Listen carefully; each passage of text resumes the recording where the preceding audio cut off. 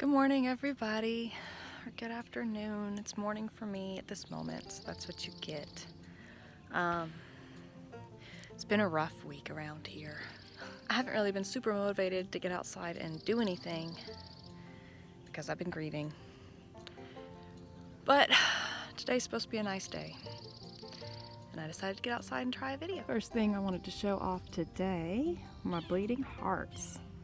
They have got more blooms on them already. There's my mighty vole hunter. And I was not actually expecting more blooms. I thought they would bloom and be done, but I guess they're gonna bloom more, which is pretty cool. The white ones here are fully opened. Well, the bottom one there is fully opened. And I've got some more coming right there too. My clematis vine is growing. Yes, clematis, that's what it is. It's growing. I need to tie it up, so I'm actually gonna run inside and get some string and do that real quick.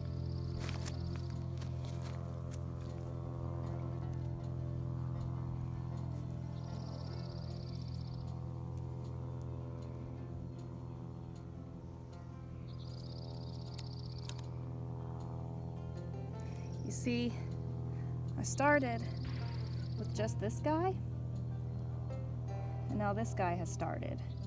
So if you see right here, let me bring you a little closer. You can see right here, it has gone around the chicken wire on its own. So that's very good. So this guy is wrapping around on his own as well. I'm just gonna tie this right here. I'm going to tie this one right here as well.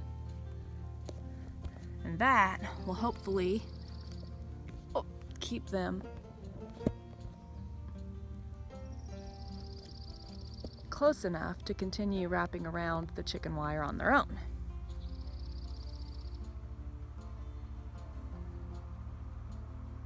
These plants are very fragile, so you have to be careful.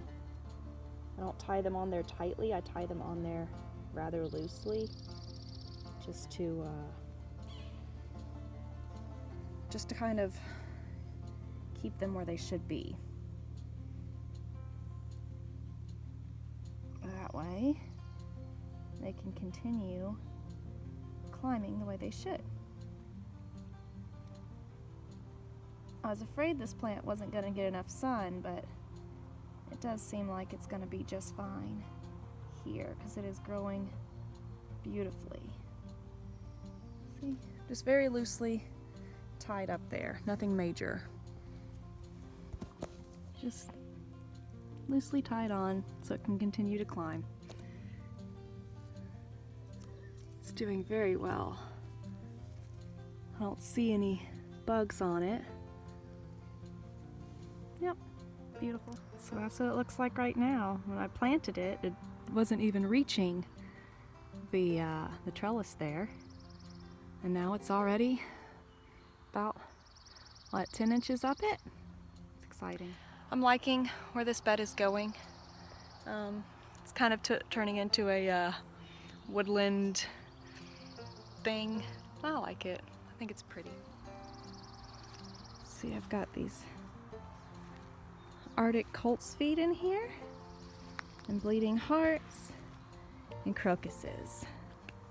And this is a little guy I found on the side of the road growing. A lot of my plants come that way. I don't know what it is, but it looked interesting, and it looked like it would spread based on how its roots were. So I planted it, and we'll see what happens. Please don't judge my high grass. My husband needs to mow, but it's been raining so much that he hasn't been able to. So hopefully he'll get it done soon. My Victoria Ceanothus and mama cat. Hey baby girl. It's got all sorts of little blooms forming on it. It's gonna be so pretty when it blooms. Hey Key. Hi Kiki. That's a jalapeno fly. You don't want one of those. You don't want one of those. There's a bee going after that purple dead nettle probably. Here's my sugar snap peas. They're, gosh, what, 3 or 4 inches tall now.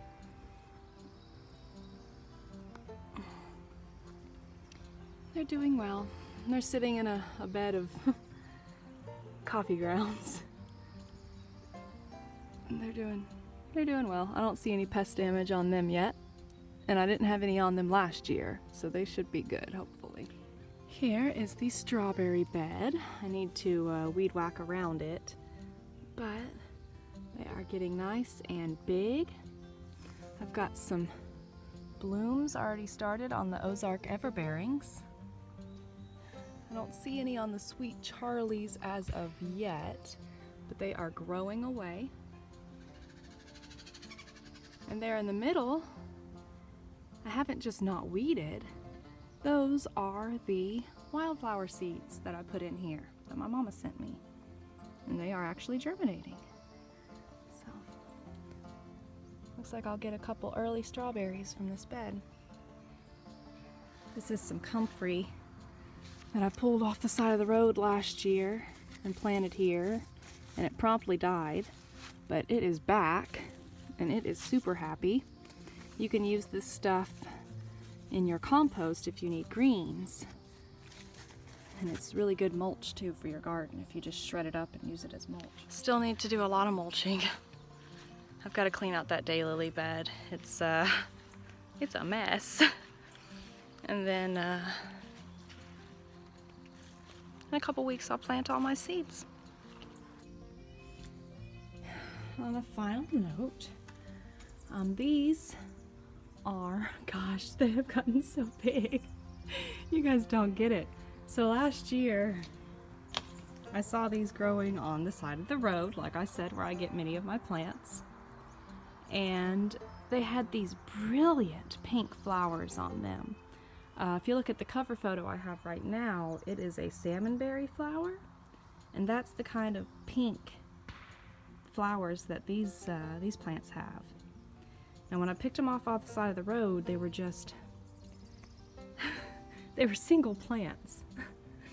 And if you look down in here, it's, they're not single plants anymore. They've only been there since last summer. So all that growth was just over the 1 year. And I'm so excited about those. Are called Rose Campion. And they're a native flower up here. I pulled them off the side of the road because those pinks were so brilliant, and then the actual foliage is kind of silver against other greens. So I thought it was really pretty, and I stuck it here, and it's done wonderfully. And the hummingbirds loved it last year. That's actually what made me realize I had hummingbirds, were these plants. So I'm very excited that they're so big. I hadn't even really noticed how big they got. I've got 2 more in a pot in my fenced-in garden there that I was gonna give away. So if anybody wants one, you're welcome to it.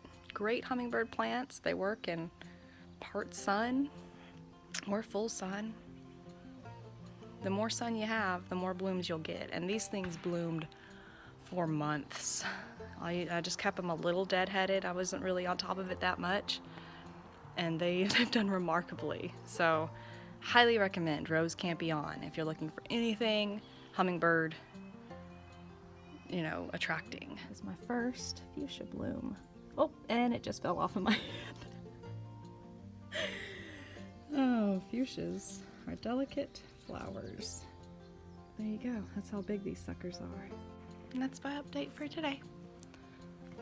Hope everyone has a fantastic day. Enjoy your weekend.